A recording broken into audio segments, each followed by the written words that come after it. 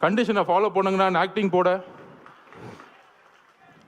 ஆனால் நீங்கள் இதில் மகேஷ் பொய்யாமொழி மட்டும் பார்த்துருப்பீங்க. இன்னொரு நெப்போ கிட்ட ஒன்று வரும் காலையில் துபாயிலேருந்து கிளம்பி. அவர் ஏதோ துபாயில் போய் தமிழ்நாட்டில் ஒரு தியாகம் பண்ணுறதுக்காக அங்கே உண்ணாவிரதம் போன மாதிரியும், அங்கேருந்து இந்த மக்களுக்கு ஓடி வந்த மாதிரியும் வந்துட்டு ஒரு மணி நேரம் கூட ஹாஸ்பிட்டல் இல்லை.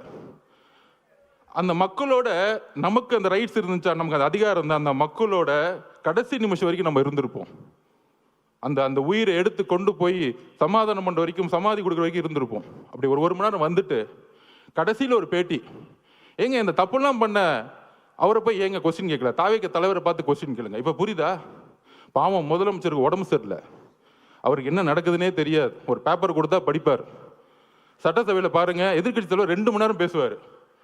ஆனால் எதிர்கட்சி தலைவர் பேசுறதை காமிக்கவே மாட்டாங்க வீடியோவில். டக்குன்னு ஒரு குறிப்பு வரும், ஒரு 5 நிமிஷம் பேசுவார்.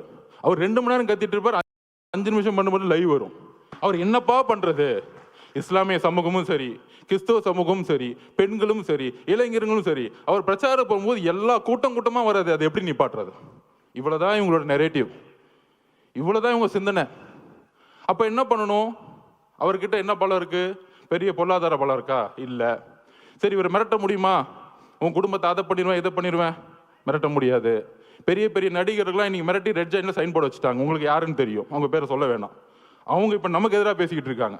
5 வருஷத்துக்கு முன்னாடி மாற்றம் அப்படின்னு சொன்னவங்களாம் இப்ப இந்த பக்கம் போய் ஐயா நீதான் ஏன் எனக்கு சைன் அப் போடு, நான் ஒரு படத்தை நடிக்கிறேன்னு படத்துக்கு போயிட்டாங்க.